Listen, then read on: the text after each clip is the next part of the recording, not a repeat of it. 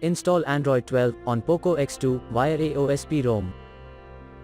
Please check the description for important notes and all the download links.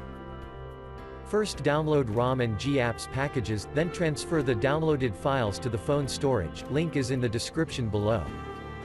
Step 2. Boot your device into TWRP recovery. Once in TWRP, click on Wipe, Advanced Wipe, and select the check boxes, as shown in the image, excluding internal storage. Step 4. Swipe the button to wipe the device. Step 5. Go back to the recovery main screen, and tap on the Install button. Step 6. Navigate to the storage, and select the ROM zip file. Step 7. Finally, swipe the button on the screen, to install ROM file. Step 8. Flash the GApps zip package, in the same manner. Step 9. After GApps flashing completes, select Wipe Cache and Dalvik from bottom left side of screen, and swipe to wipe. Step 10.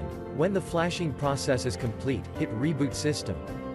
That's it, you have successfully installed the ROM on your device.